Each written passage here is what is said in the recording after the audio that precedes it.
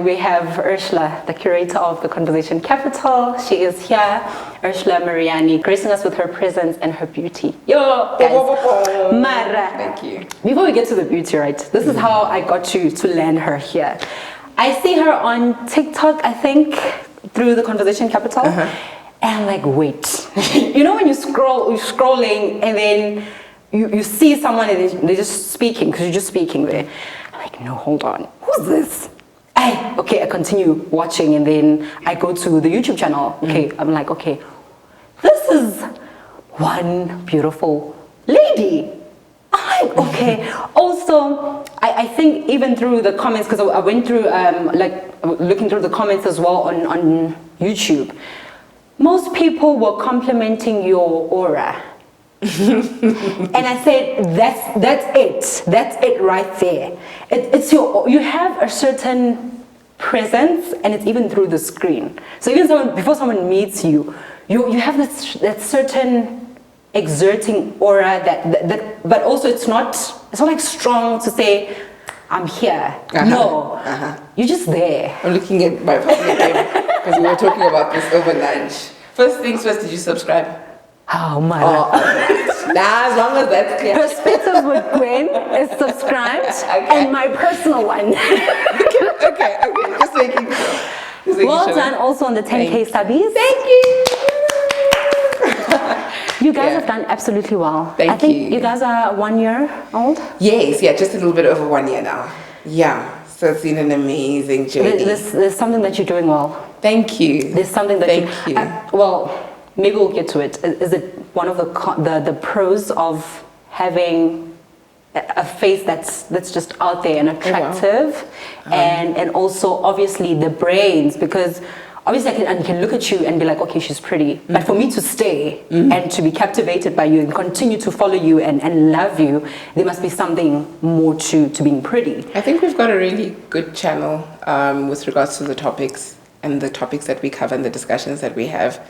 I think thank goodness it's on the internet. That makes it flexible enough to talk about whatever we need to talk about in society today. And I think we've got like a good team with regards to perspectives. All of us, the three of us, the team that we are, have such different perspectives. We always talk about how Give is more conservative. I'm in the middle. Bonga's very liberal. And so that balance. Bonga, by the way. Yeah, everybody loves Bonga. And so that balance that it adds to the show, I think we really just struck gold with regards to that. And then, the conversations since then growing from that hub have really just been very fruitful. So I definitely think it's more than a pretty face queen. If that's your question, yes. Because also I wanted to talk to you about the pretty privilege, as people call it. There's a guy at work, another company that I worked with. He's in IT, and then he says to me, I see why you made it to the interview and you actually got the job. I'm like, what do you mean? So it was registering, but then I was like, I want to confirm, is it what I'm thinking? He's like, well, obviously, you've got the looks, you're quite pretty, so it's very hard to miss you on the list. And I'm like, okay, cool. What exactly is this? Is it really like a thing? Is pretty privilege a thing? I think pretty privilege is a thing. However, if I was in your shoes and somebody said that, I would have been greatly offended, because I believe that you're in auditing, right? Yes, I am. And what does being pretty have to be with? Yeah, exactly. That was really trivializing all your efforts. You've been to university. And also you're saying it with a smile. I'm not saying that pretty privilege does not exist. And I'm not saying you have not benefited from it. I have not benefited from whatever is considered conventionally pretty. There's somebody looking at us, they're saying, who told these girls they're pretty? Yes. It's okay, yeah? It's in the eyes of the beholder. Yes. But for those people that do consider us pretty and think they should have experienced pretty privilege, and then you get a job in auditing and somebody says it's because you're pretty, it's actually quite a rude thing to say. I was thinking of back. You studied to get to where you are. You didn't use your face or your beauty to get to where you are. I don't even see myself as pretty. Pretty privilege for me could be maybe skipping a queue at a concert. Or, we see it all the time, you know. In fact, I speak about it on the Conversation Capital. I'm not here to promote the conversation. No, by all means. She's already on 10K. But we do have an episode on pretty privilege, and I remember just talking about how I've lost my train of thought there. Conversation capital, pretty privilege. What were we saying? Sorry. But we have this girl. So you're saying it exists? Yeah, we have a full episode on it. And you know, she was talking about the fact that she's actually in Soweto now, and she was talking about the fact that she's actually a dark-skinned lady, and she didn't really consider herself beautiful for a very long time, and only now, as the standards of beauty are evolving around us, goes to show that once again, beauty is in the eye of the beholder. So this pretty privilege that you could experience doesn't mean it's a blanket term. Here was the point I thought of. In the same breath, I remember stepping into a space where I was working with this typical Baywatch blonde girl, who actually went on to be like runner-up for Mrs. S.A. She was a beautiful girl. Wow. And very like charming and charismatic. And you know, like blonde hair, white girl, tall, big boobs, black stuff, like, you know. And then I remember next to her, I was chopped liver. Right? Chopped liver. I was not beautiful compared to that girl. Aww. And then that's when I was like, oh, this thing has levels. You know, everybody, because the boys would open the door for her. She couldn't hold anything. I was carrying my bags into the studio. She couldn't carry anything. No ways. People were carrying stuff for her and stuff. Really? So that's when I saw that, oh, pretty privilege has levels to it. So to then now, in the context completely different, you're there to go audit books, and somebody says you're with here. a face. I would have been like, correct yourself before you wreck yourself, sir. No, you're not going to say that to me. But anyway, yeah. Alrighty, and also you are in the medical field, right? So you are a PhD. I'm in the academic field, yes. Academic? Yes. So you're doing your PhD in cardiovascular physiology, yes. Sure. Yeah. Medicine. These medical terms will get you. yes. So also you've got beauty and the brains, which is also something I think when some people say, oh, automatically because someone is beautiful, there must really be nothing much to it when it comes to the brains. And I feel like then that means you're an all-rounder because you're quite smart. For someone to be in the medical field, you must be a thinker and be a critical problem solver and to be able to to execute in medicine. I think it's that profession that most people don't really just like run and get into it. So for you to be in that space, how is it in terms of being mentally challenging, or how is it in terms of it being not the so considered profession because people consider it to be difficult? You must be smart to make it there. Firstly, thank you. Wow, you have complimented me quite a bit today. Beauty and the brains, that's what you called me 3 times already. I think, there's that quote by Albert Einstein that says, if you judge a fish on its ability to climb a tree, it'll believe its whole life thinking it's dumb. So I think everybody's actually intelligent in their own way. This profession is something that's considered, very old school type thinking. Lawyer, doctor, there's a specific engineer that, But I think we're no longer in that era, Gwen. Nowadays, social media managers are earning more than the lawyers and the doctors. And the creatives are actually doing fantastically well. Brand management, things like that, Sure. So that is definitely something to consider. How we measure intelligence has changed. So I don't think, there can be such a blanket term for it.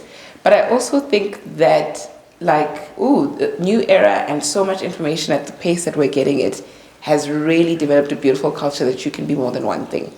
And I think that's what you're speaking towards. You're speaking towards the duality that I have, because I'm fully a voiceover artist as well. Voiceover artist. I'm fully a lecturer as well, And then on top of that, I think if I was maybe lecturing in communications, it would be something. But now I'm lecturing in physiology, and then it's like, oh, what a contrast. But it just points towards the era that we live in. There's so much information. Things move so quickly. You can learn so much, because I literally built my voiceover career while studying to be, do you get what I'm saying? So, and learning how to do voiceovers off YouTube. Really? Yeah, no, definitely. It was definitely, I think voiceover is something that's either you've got the skill for it or not. Or not. But then growing and listening to ads and repeating after them, but it's self-taught at the end of the day. But the access that we have to information allows us to be that, and that's why you're finding so much of it now. Somebody says, I am a chef by night and actual scientists by day. You know what I mean? There's so many people that are living these dual lives. You get these doctors that are influencers on social media, like Makujimani, my favorite. And there's so many there's so many contrasts because we can be anything. I don't know what your team here does. Camera guys, you'll find that by weekend they do this. I just know that if I step into a room and somebody says I'm this, and it becomes very difficult to say I am this nowadays because there's so many things. I actually think it's which one? The era of our parents where you had to be a nurse, a social teacher, social worker. They were often a policewoman. Do well in it. Stay there. That's no longer the case, which is great. It is. It's amazing. I love it. It is, but also how do you then make sure that you excel in it? Because also when you spread yourself, you don't want to spread yourself too thin. Absolutely. Oh, that's a very good question, actually, Gwen. Because you can easily get caught up in being mediocre in too many things. And so I think I'm definitely at the place now where I've learned to say, I can't do that. Younger me would want to, but older me knows that if I do take on another project or if I do take on another element, like I've even gone to the place where I'm like, no new friends. Not because I'm snide, but because I can't go to all the birthday parties. I can't keep disappointing, and so evening out the curve and saying, actually, I can't commit to that. I can't do that. Setting up the boundaries, that's something that you can only get as you grow older. Okay. And so taking on only to the ability that you can do all of them exceptionally well. And even Shonda Rhimes in one of her speeches speaks of, it's not 25% to all. It's actually 100% and 0% at a time. Wow. Fully committing at a specific time. So even with my academics, sometimes I'm in the office till 10, 11 o'clock. People don't see that. The next morning I bath and it's TCC shoot day, Sure. So it's about that, being fully present, doing 100% at that time. Once you close the book, it's now time to think about TCC. It's now time to think about my family. When I go home to the Val for the weekend, it's time to think about my family, and I switch off on everything else, and so really learning how to on and off the buttons, I think is also an important skill to learn. But the level of discipline as well that comes with that, to know that, okay, I'm doing this now and I'm done. I need to move on to something else and stick to it and move. Yes. The level of discipline that you must have, I think. But it also depends on the type of life you want to live. I don't undermine or take away from people that would rather just be a housewife and raise kids. There's nothing wrong with that. Yes. We all came with a certain desire in our hearts to be a certain thing. Do it and do it well. Yes. Yes. And so this is the desire that I have for my life, and I'm executing it. And so I do it to the best of my ability. And I think people don't manage to do things and do them well when they're doing things that they actually don't want to do. That's so true. Yeah. So if you're fully in your desire, you can only pretend for so long. Yeah. Then you kill it. You can see someone who's in what they want to do. And so it's funny you mentioned that because there was a post on LinkedIn. There was a lady, she's a chartered accountant, and she posted, when someone's starting a new role and they say, I'm happy to announce that I'm starting a new role at Mang Mang. So she was a CA, and then she posted this thing and she said, I'm happy to announce that I'm starting a new role as a house executive at, she mentioned her surname, which is her husband's surname. Yes. So, and the comments, people were like, well done, congratulations on your new role. Yes. So it goes back to what you're saying, that, okay, she discovered that, okay, I'm a CA, but someone would think, you're a chartered accountant, why just go and be a housewife? Yeah. But for her, it was even terms like just, who are we to say what fulfills people? Yes. So for her, it was like, wow, this is also very interesting and also fascinating for us who are in the professional space. And also you're thinking, what's going to happen in the long run? Do I really want to consider being at home or being a full-time mom or full-time wife? Just living that life without considering corporate. So when we saw that, we were like, okay, cool. This is actually nice and inspiring. So I think to move on to, I wanted to speak to you about, because you've also done radio. Are you still in radio? No, not anymore. Okay, so it's full on podcasting, vodcasting. What is it? What do we call it? What is it? Give vlog, friend. Give video podcast. Yeah, give podcast. Video podcast. Yeah, because then there's a YouTube element, like we have a YouTube element, but also we've got podcasting platforms. So we just get the audio to the podcasting platforms, and then we actually haven't done that. Yeah, we are on YouTube strictly. We will okay. eventually move to Spotify. And we're a baby still. We're, spreading our wings and that. So yeah, that's right now we're a YouTube channel. Yes. And we're a podcast. We discuss issues. Eventually, we'll start, extracting audio and things like that. Yeah. So with that contrast, because I feel like a lot of people now have this notion of, well, you can either leave radio and become a podcaster. So now it's like a contrast is which one has longevity, which one is working better, what's happening in these spaces now. Some people say, well, if you're in radio, you're limited because then you're working under a certain brand already. But with podcasting, people are more free. They're more free to express themselves for however long they want to. I think for you, having been in both spaces, what do you think is really vibing now, or what do you perceive to be something that has longevity? From where we are and going forward, what's your perspective on both fields, if I can put it like that? Television killed the radio star. Video killed the radio star. Do you know which song I'm singing? Video killed the radio star. No. So basically it goes back to that era. That song was released. It's a rock and roll song that killed was deemed to be killing the era of radio when TV came out.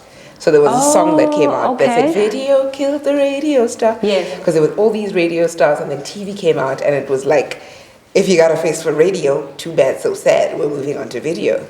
But look, radio is still here.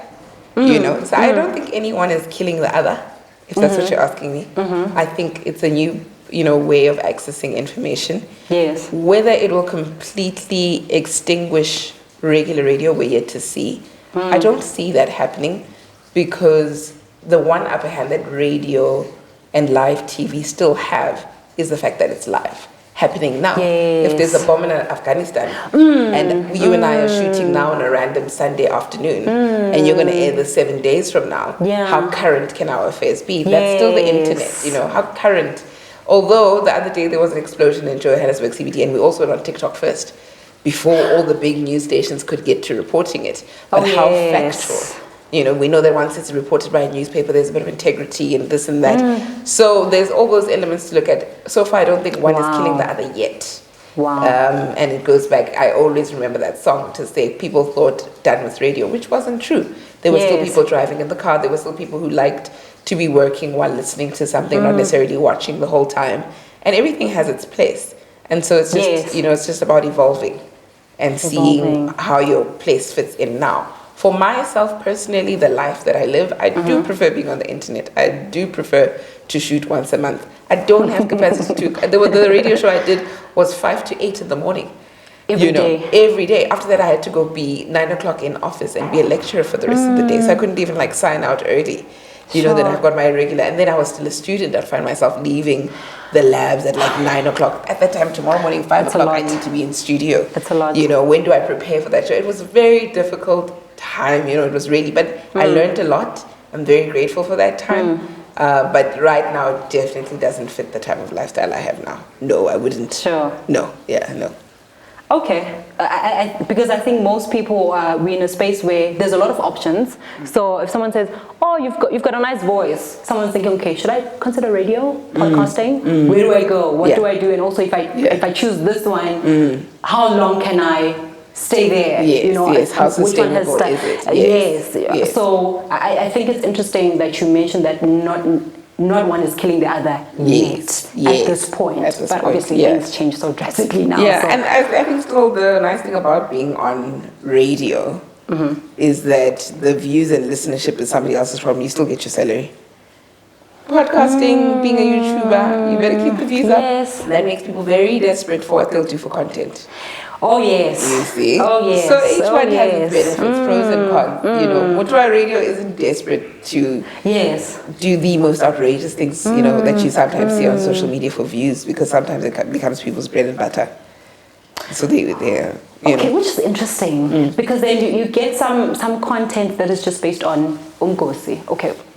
Well, each to their own, and some people enjoy that content because it does do viewership. Not some people, lots of people. That's why it's got the views. A lot of people, yes. So it's interesting that you mentioned that some people go to, sometimes it's like, what do I need to do now to keep it running, to keep it going? So I think that's very interesting. And also, I love the fact that you've been in both spaces. So we're getting now different perspectives and we can really understand where we are and going forward, how do you choose and what do you choose?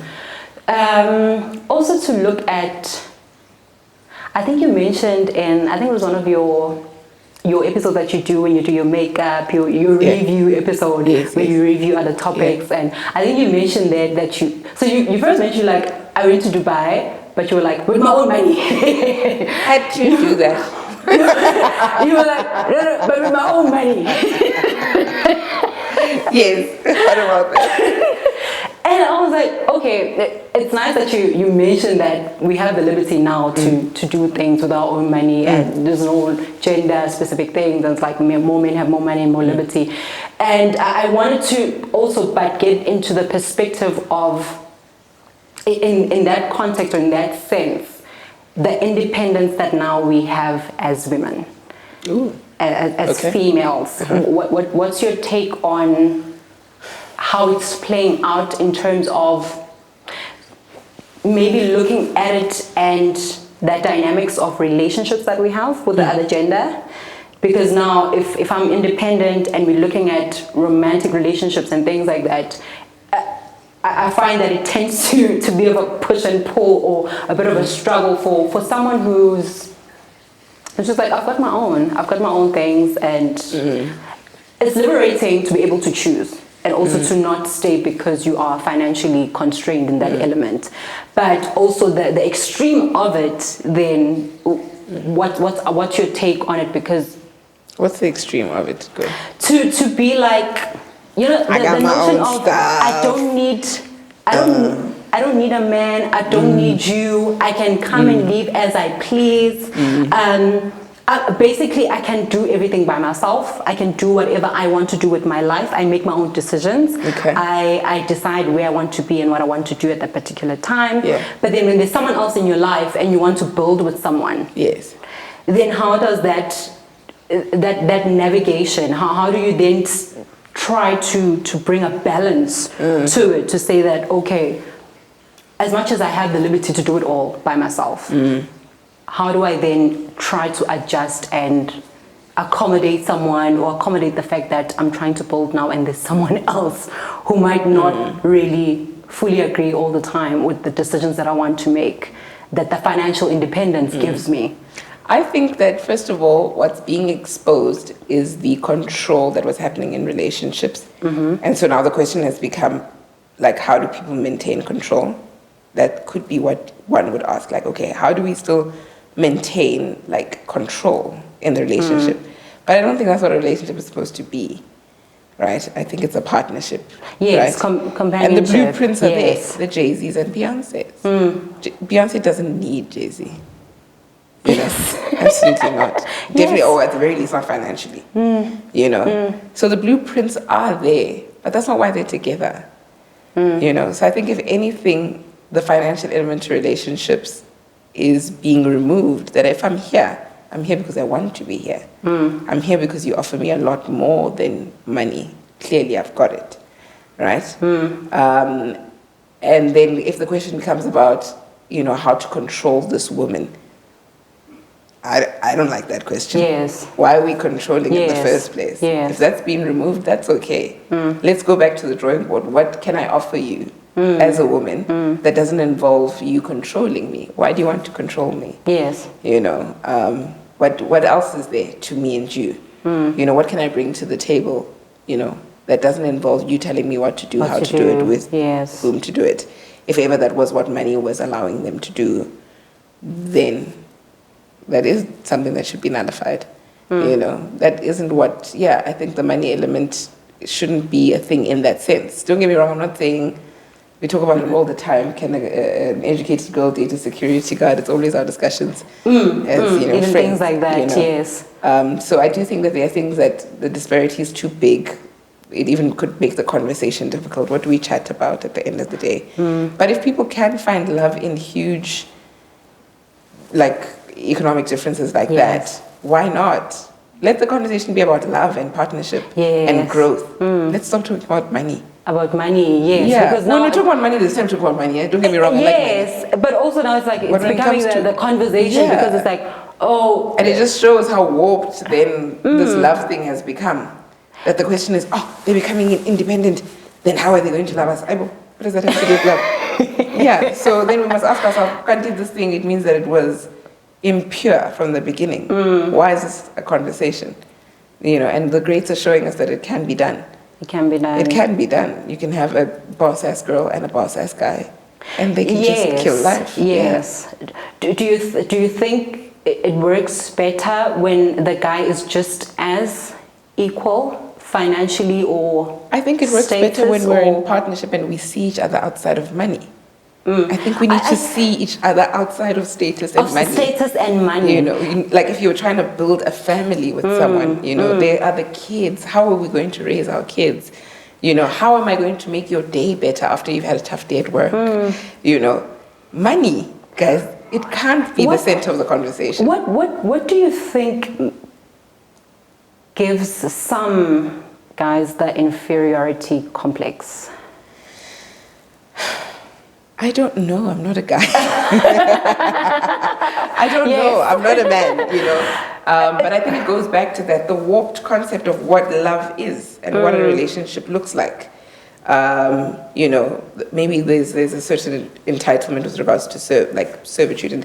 And it's actually okay for somebody to expect that, but then get a woman that matches that energy. That agrees with that. Okay. That wants to sign out from being a CA. And wants to be executive house manager of the Mukwena household. That's okay. Get somebody that matches that energy. You know, I think maybe the way the oppression and toxicity comes in when you go and you fetch leading gynecologist in the country and you say, Dula Katlung, sit in the house, babe. How? Why? And then that disparity comes in there where like, why? Why did you use charm and wit and whatever to woo this girl into becoming absolutely everything she doesn't want to be? You know, but then there's another leading gynecologist that says, man, save me. I want to stay at home. I want to be a stay-at-home mom and wife. Yes. Then, no problem. There is no blanket rule. Love is love. You know, partnerships are different. And each person must decide, this is what I'm doing. This is what I'm looking for. And then meet somebody that matches that energy. That matches that energy. You know, so I think that's more the conversation. I don't think love should be about money. About money and power. Power. And control. Do you think money and power are usually brought together? Because I find that... Oh, absolutely. You find that some people feel... The millionaire in this clip is not the ice boy. Power. The millionaire in the clip is not the one that goes to buy ice, guys. Money and power. The same thing. Steel boy is the broke one.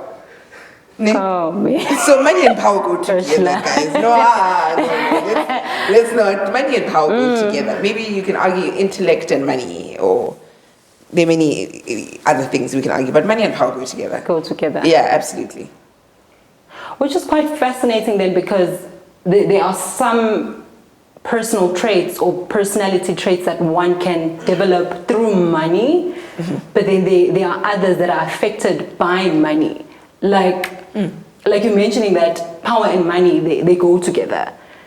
Then it's like, okay, what else can money do to your personality or your character or your self-esteem? Absolutely. Oh, I hear what you're saying. And sometimes money lets people get away with the wildest things. If you watched R. Kelly's 6-part documentary, you know, if you hear some of the things he got away with throwing money at the problem, and the problem went away. You know, there was that, I think it's a 6-part or 4-part series, I can't remember that document, Surviving R. Kelly. Check it out. Yeah, you should go check it out. I think somewhere they talk about the first little 14-year-old girl, and then he offers the dad money, I think. Oh, you know, wow. And that makes the problem go. And then the aunt is the one who's like, what? You know, and she's the one that's talking on the program. And for me, that was wild for somebody's father to be even bought. You know, it just shows how toxic money can be, yeah. Yes. And so that gives somebody a God complex, of course. If I could get away with something like that by throwing money at the problem, of course I've got a God complex. It means I can do anything. Wow. You get what I'm saying? God complex. Yes. It means I can do anything. That was really scary for me to realize watching that. I was like, whoa. It is. This is wild. I mean, the arguments now whether the documentary is real, true, whatever, that I don't know. But just from that, what we saw, I was like, wow, money can make you do some wild things, and money can make you grow. There was even I remember a therapist who was explaining to a lady who was being abused by her husband, and she said, my husband wasn't like this, like when they were both students and studying out. And once they both graduated, he started working, and then she fell pregnant, and he said, stay at home, take care of the baby. Then she had the second baby, and before you know it, she's not working and whatever. And then her therapist then said something that I found so interesting. And she said, there is nobody that you can give that much power over you that won't use it when it's time to use it. Sure. So speaking towards baby for underwear. Can I have money to do my hair? Can I have money? There's some basics that I think, then if you're asking for the basics like that, when it's time to make a decision on, I want to spend 1,000 rand on a night out with the girls. Yes. And he says, not my 1,000 rand. When it's time to use the power, he will. So that's another element to look at with regards to money, power, and control. But my argument is to say, then you're actually involved with the wrong person, actually. To begin with, because you actually shouldn't be involved with somebody that can, But whether it's humanly possible, this is the part that I wonder, is it humanly possible to separate yourself from that power once you have it? As if somebody can be a good person, but once given that much power over you, can they separate themselves from their own desire when it's time to use the power?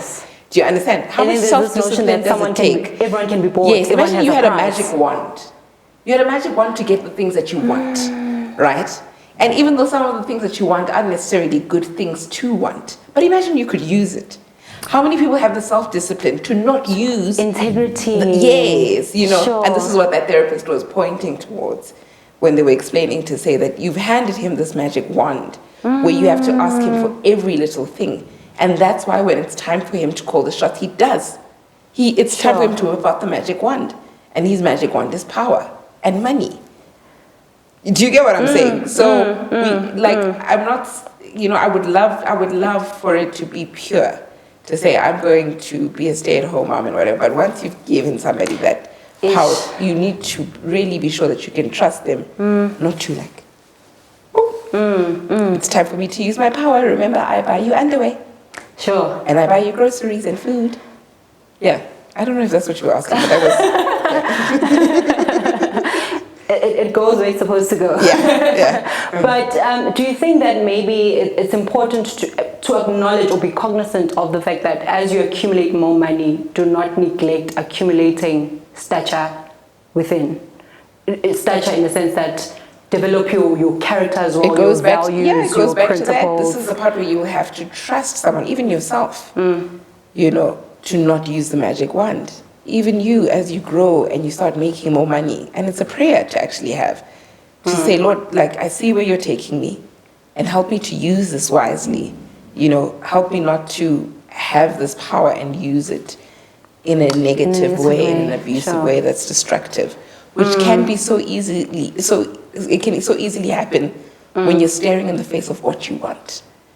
And it's in reaching distance of you. It just needs you to use a bit of your control and a bit of your power.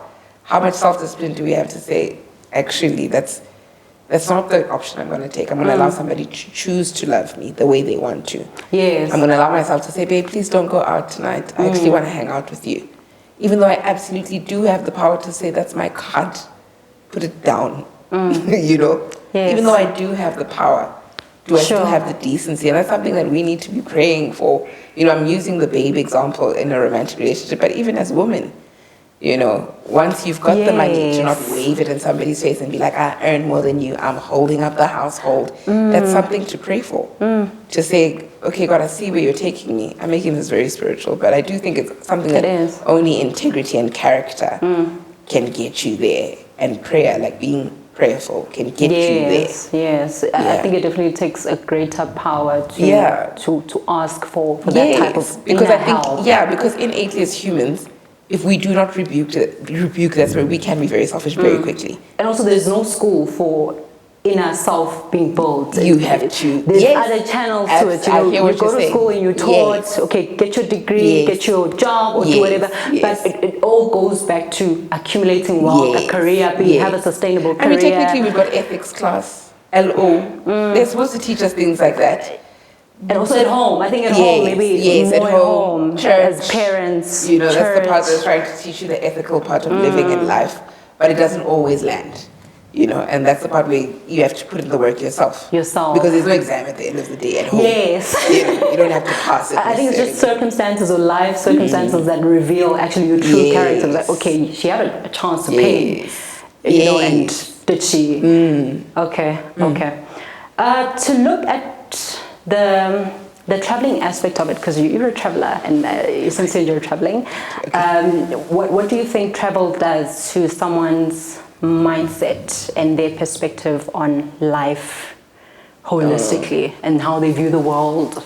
Yeah, that's actually a good question, because I think we don't all view traveling the same, but I do think traveling is an investment in your mind, actually, 100%. That's what my dad said. Yeah, traveling is because it's so amazing to see how other people do things. Yes. And you'll never know just how little you know until you see what other people know and how other people do things. And I haven't traveled that much. Oh, okay, actually, maybe let me not say that. Thank God for all the travels that I've had. But the, bits that I've had, I can always reflect when I come back home to say, oh, this is the things that you think are the standard across the world aren't.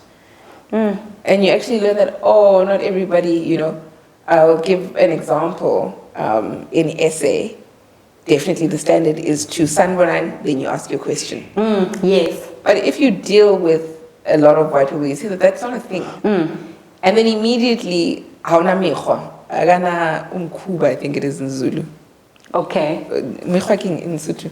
You don't have respect or... Oh, yes. You don't have, the rules. Yes, I don't know. Like Ubuntu. Yes, when you don't greet.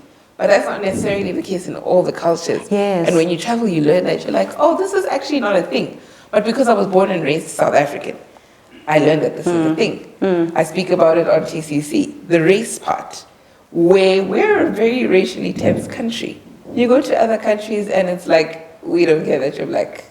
Anyway, let's keep it moving. Wow. And you're still carrying this whole, oh, black, I gotta fight for myself, black power, Yes. And then you go to other places where like, it's not a factor here, it's not a factor. And even more so when, I can imagine in America it's even worse, where they're the minority black. We're a minority in South Africa in the sense that financially minority. Yes. We're a financial minority in South Africa. But when you go to a place where, like, I remember that was my experience when I went to Nigeria, where the excellence is black. The excellence is black. Oh, wow. Here, the excellence is white. You get what I'm saying? And that experience of just seeing how people then carry themselves. I remember when somebody would dress super formally going to the office. I wasn't in Nigeria for long, but I remember somebody was like, when they wear their traditional, that guys dress in the pants, the matching pants. That's them dressing very formally. You must know that something special there. But when they wear like your normal suit type, Western suit, it's a normal day work. Wow. Do you get what I'm saying? I found it so interesting that for them, that was dressing up. To wear their traditional, Yes. And I was like, but also it looks very nice on them, I must say. Absolutely. The material it's the and full everything. Beard, darling. It's the full beard. That's what it is. But so things like that, you come back home and it allows you to either one, instill something different, learn something somewhere else, bring it home. Yes. And say, guys, let's try it this way. I saw this way ever. Oh, wow. Another option, it could actually even bring appreciation to what you have.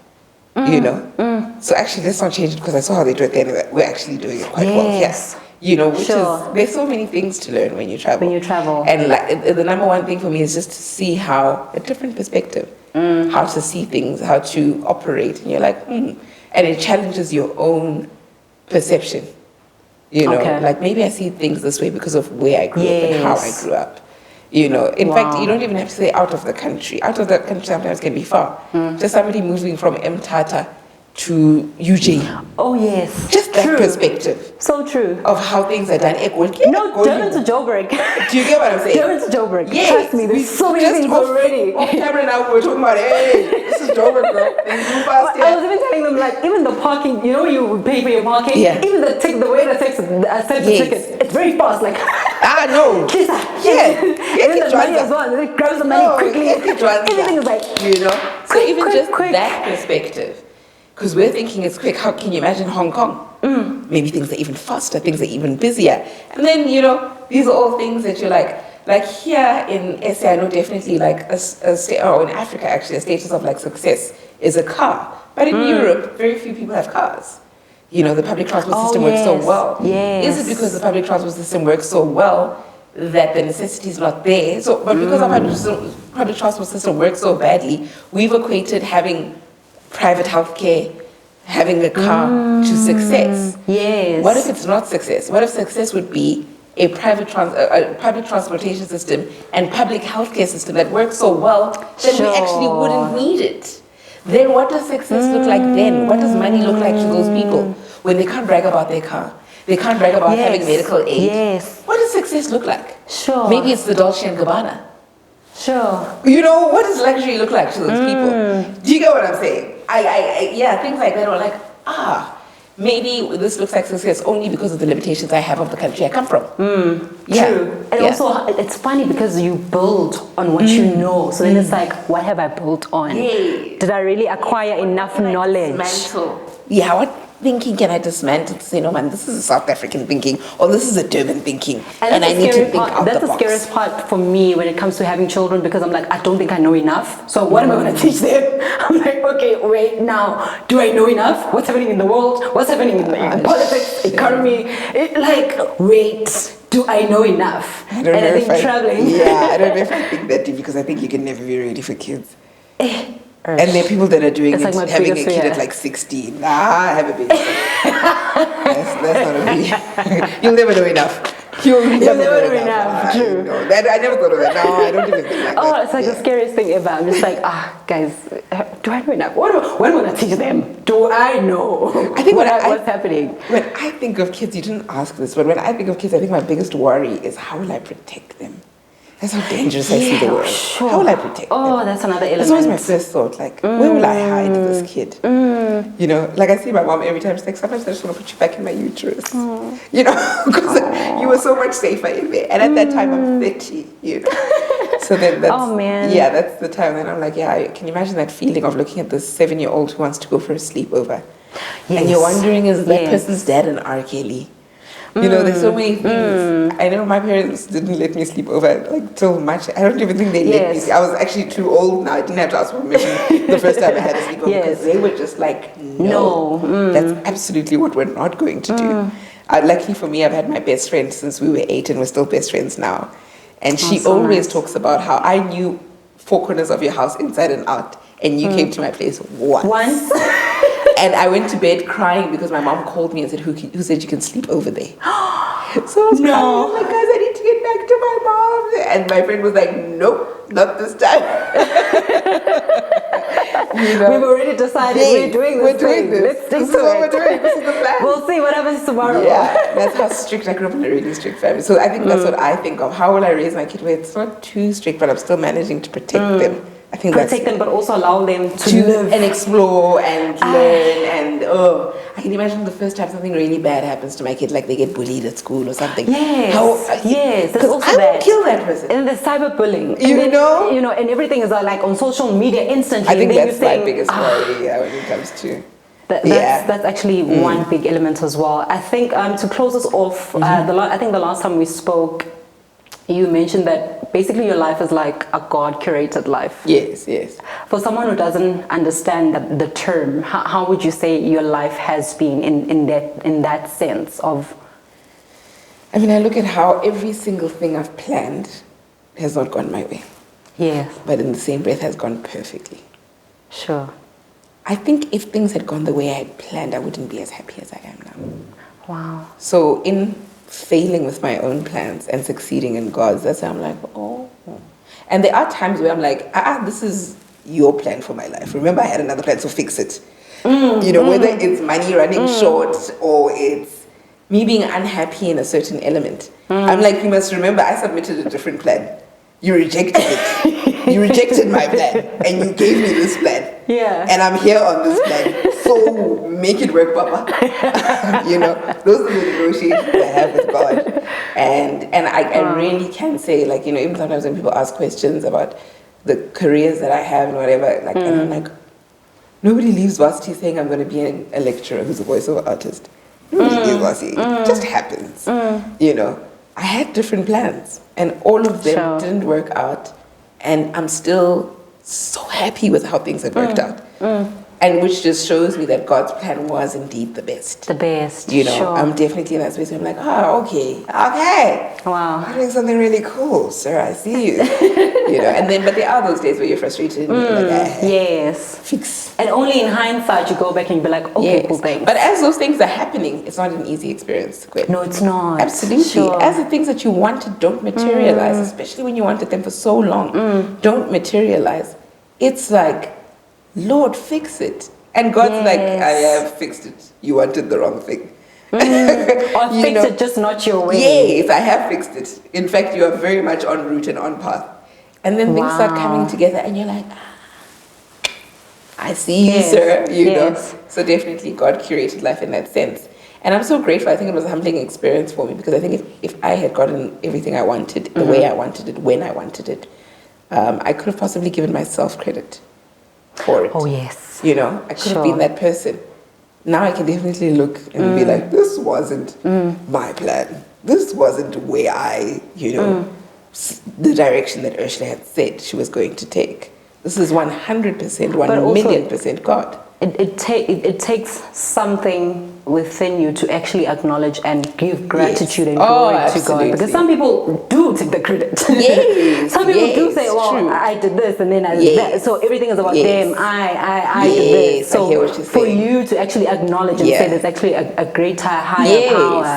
And I acknowledge him to be God. That has, you know. No, but that's now speaking on like just having a God encounter and trusting that God exists. That's, I mean, I know people like evangelize, but I don't think that's something you can actually force somebody to have. Definitely. Like it's either you have the encounter that like, oh yeah, a higher power exists, and then if you haven't, keep praying for it.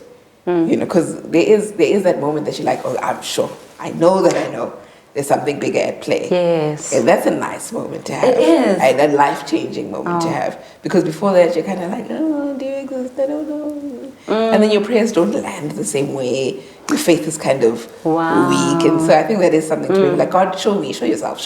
And he does. And he does. He does. Wow. Yeah. Sure. Yeah. I don't know. Maybe that's where also your aura and your beauty and just that essence that you have actually stems from, because there's this beauty in God, and I think for people who acknowledge God to be God, there's just beauty in Him. So I think beauty in Him and beauty in acknowledging like all the facets there are to a human being, like spirit, mind, and body. Yes. So I think if you ignore either one of them, there is a beauty that you're missing out on. Wow. Yeah, so just acknowledging spirit as well. You can't ignore spirit. You can. Don't get me wrong, there are people that are atheists. You can. But there is a beauty in not. Yeah. Sure, guys. Ursula Mariani, thank you so much once again. It's a pleasure. Sure. All the best. Thank you. TCC. All the best with perspectives of Gwen, really. Oh, thank you so much. Yeah. We're learning from you. I've learned so much from her. She came here the first time we met. She was like, hey, this hour. Why are you doing this? You know. So I learned, and we're already implementing new advice. I'm glad. And it's working. We are very, very happy. And I think happy to hear that. Expose yourself to people, and it also does something to you and your life. We are very impacted, and I think our platform also gives thanks to you and your platform. You know, thank you so much. Thank you, and all the best going forward. All the best to you. 200 subbies now, from 10 to 100, from 10 to 100. Absolutely. Thank you so much. And that's all we have. Me too. The next time I meet you, you know, we're celebrating the next number of subbies, you know. Definitely. Yeah. I wish you all the best. Yeah. Oh, thank you. That's all we have for this episode. Till next time. Goodbye.